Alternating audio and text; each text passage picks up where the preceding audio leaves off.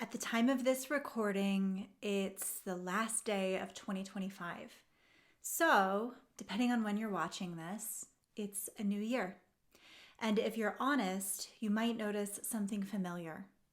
You might have on your list to lose the same 5 pounds that you've gained and lost for years.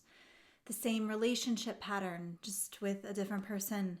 The same goals, refined, reworded, maybe a little more intentional, but living in roughly the same range. A new year doesn't change much, actually, if your range stays the same. And most people assume that that means they need a better plan, more discipline, a smarter strategy.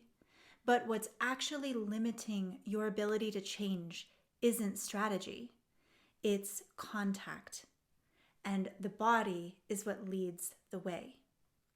Real evolution doesn't happen at the level of goals or resolutions, not at the start. It happens at the level of how much contact your nervous system can stay in when things get uncomfortable, visible, volatile, or real. And that capacity isn't held in your plan. It's held in your body. Under pressure, the human nervous system tends to organize itself in 4 predictable ways. Some people push through, some adapt, some narrow focus, and some become highly sensitive. These aren't personalities, they're survival patterns. The way your personal body learned to stay intact when things felt uncertain. There's a short somatic skills quiz, free 15 questions, really interesting, linked below that shows you which pattern you default to when things get real. So take the quiz now before you watch the rest of this, and it will help everything I share next to make a lot more sense. All right. If you want intimacy with life, with love, with money, with leadership, creativity, you have to understand how your nervous system responds to pressure and pain. This isn't the story that you tell about it. It isn't what you've already processed or healed or journaled necessarily. It's the micro moments when your body still reacts. The places where you tighten before expanding, where visibility makes you brace and second guess, where wanting more triggers protection or caution or wanting to simplify your goals consistently. And if you don't know how that part of your nervous system works yet, closeness with reality will always feel uncertain and uneasy. And this is why even very powerful people can make a lot of money, but they struggle to really receive it and keep it and command it. They might lead others but feel alone inside. They may feel oddly anxious that they're going to be found out as a fraud, even if they're tremendously qualified and empathic leaders. This is why you might command influence but feel oddly ungrounded, or you might long to love deeply but still stay braced and guarded. It isn't because something is wrong with you. It's because intimacy, how much contact your nervous system can hold, isn't about your intention.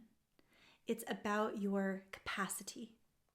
And when your nervous system doesn't trust that closeness is safe, more sensation won't flood you. It will create distance any way it can. And it tends to come out a little sideways. One place I learned this personally was in Jiu-Jitsu. In Jiu-Jitsu, contact and managing distance between your opponent with space is how you read and move with the other person, especially in chaos and conditions you can't control. You're not thinking your way through it in that moment. You're feeling breath, weight shifts, micro moments. And if you tense too much, you lose sensitivity, and your tension makes you brittle and easily bested. If you pull away too early, You give up position and you find yourself on the defensive, unable to regain the field. Real, authentic power doesn't just come from force. It comes from staying connected, moving from your core, reading the conditions with your full body, even when things are uncomfortable. And the moment you panic, the moment you stop feeling and you start forcing, you lose information. Really, at both extremes, pulling away or pushing harder feel safer. And this is why knowing your personal pattern from the somatic skins quiz really matters. Because either pulling away or pushing harder makes you blind. Life and success work the same way. Regardless of what context we are talking about, intimacy isn't just about staying open. It's about staying in contact with sensation, with chaos, with discomfort, with disapproval, with the moment that things tighten in you, they shift or they feel dangerous. The nervous system that can stay connected under pressure has more information, more choice, and more range. Not because it's aggressive or just the baddest and strongest, but because it doesn't leave and it knows how to read the signs accurately. You'll also see this pattern at play with money and leadership. Someone wants to expand, invest, grow, be more visible, and at the same time, their system wants to protect. I see this all the time in the entrepreneurs I work with. And instead of staying with that tension, it's easy to want to rush and resolve it. They'll over-optimize, they'll pull back and second guess. They'll convince themselves that they're being responsible. Some might push forward while numbing what they feel. Either way, contact is lost. Just like in Jiu-Jitsu, the moment you stop feeling what's really happening, the moment you leave your body, you lose leverage. You're no longer responding and you're definitely not creating. You're reacting. This loss of sensation, I might call it a loss of aliveness, it doesn't just arrive dramatically in one moment. It can also be trickled out and lost slowly over time. It's like death by 1,000 paper cuts.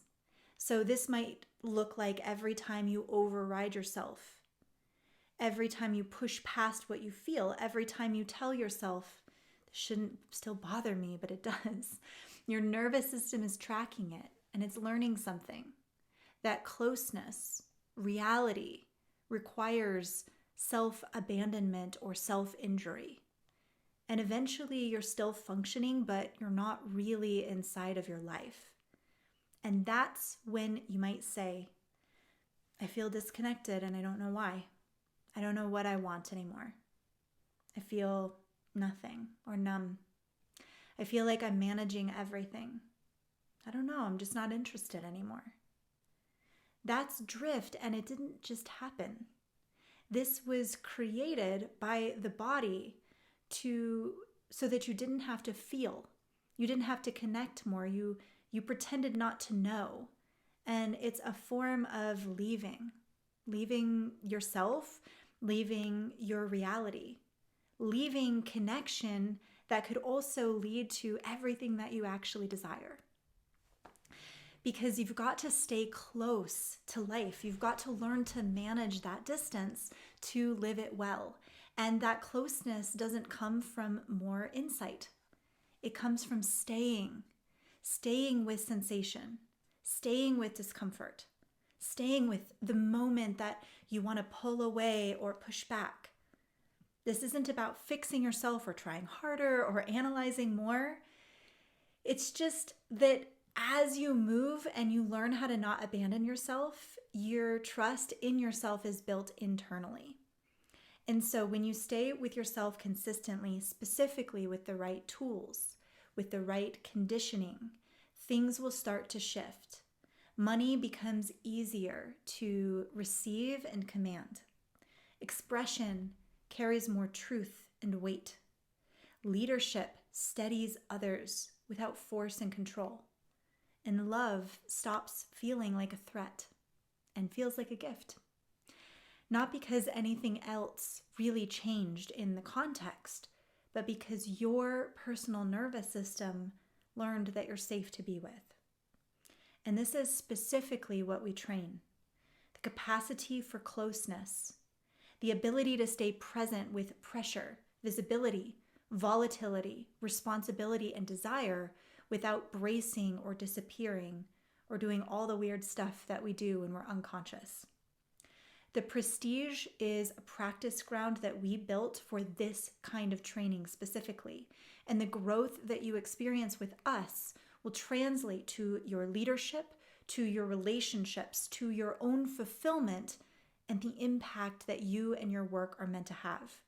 Because your nervous system is upstream of all of those areas in our modern life. If this resonates, again, start by learning how your nervous system organizes under pressure. The Somatic Skins quiz gives you that orientation. These are not personalities, but bodily intelligences, ways your system distributes energy, attention, and will. Everyone begins in one skin, and you'll learn all about yours in the free comprehensive ebook that accompanies the quiz.